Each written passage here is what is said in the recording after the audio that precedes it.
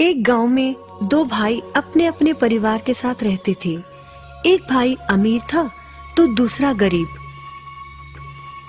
दिवाली आई, सारे गांव में खुशियां मनाई जा रही थी।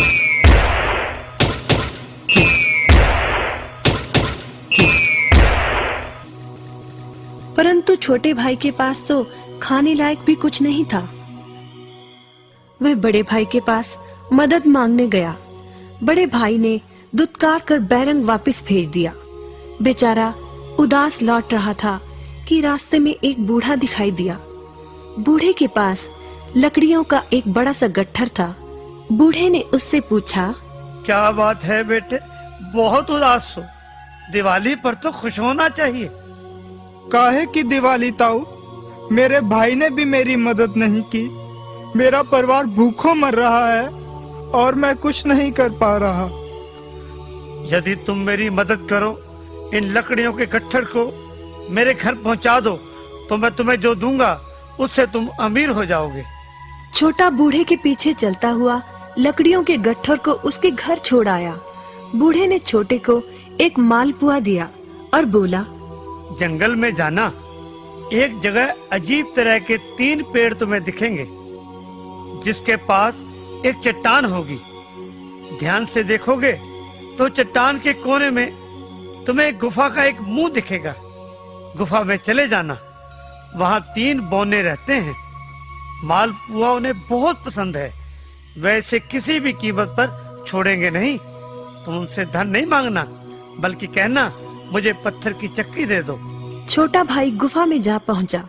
उसके हाथ में मालपुआ देखकर एक बौना बोला, ये मुझे दे दो, मैं तुम्हें इसके बदले में जो कहोगे दे दूंगा। छोटा बोला, मुझे बस अपनी पत्थर की चक्की दे दो। चक्की लेकर छोटा जैसे ही चलने लगा, बौना बोला, इसे मामूली चक्की ना समझना। इसे घुमाने पर तुम जो मांगोगे इसमें से निकलता रहेगा। इच्छा पूरी होने पर इस पर लाल रंग का कपड़ा डाल देना, सामान बनना बंद हो जाएगा। चक्की लेकर छोटा भाई घर पहुंचा। पत्नी और बच्चे भूखे थे। उसने कहा, यहाँ पर एक कपड़ा बिछाओ। कपड़ा बिछाकर चक्की उसके ऊपर एक किनारे रखकर छोटे ने चक्की चलाई और बोला, चक्की चक्की चावल निकाल।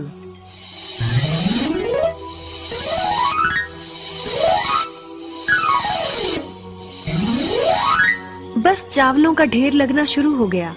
लाल कपड़े से चक्की को ढककर छोटे ने फिर कपड़ा हटाया और दोबारा चक्की चलाकर बोला, चक्की चक्की दाल निकाल।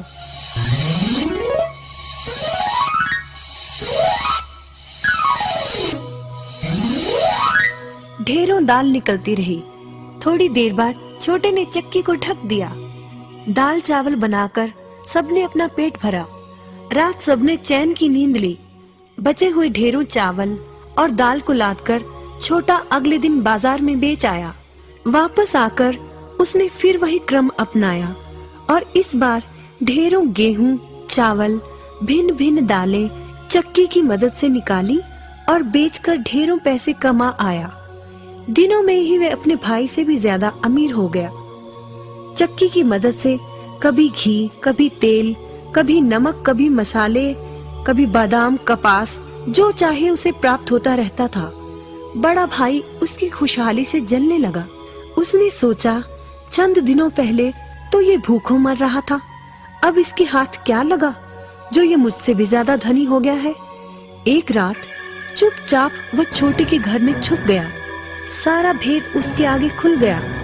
अगले दिन जब छोटा बाजार सामान बेचने गया था, तो बड़ा भाई छोटे के घर पहुंचा और उसके घर से चक्की चुरा कर ले आया और अपने परिवार को लेकर दूर कहीं टापू में जाकर बसने के इरादे से घर से चल पड़ा। समुद्र किनारे पहुंचकर उसने एक नाव खरीदी। सभी उसमें बैठ गए और नाव में बैठकर टापू की ओर चल दिए।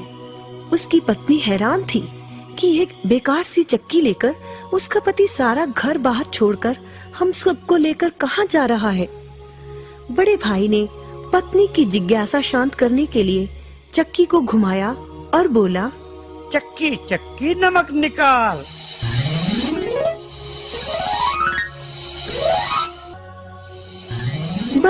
फिर क्या था, नमक का ढेर नाव में लगना शुरू हो गया और नाव डूबने लगी। बड़े भाई को चक्की बंद करने का उपाय तो पता नहीं था।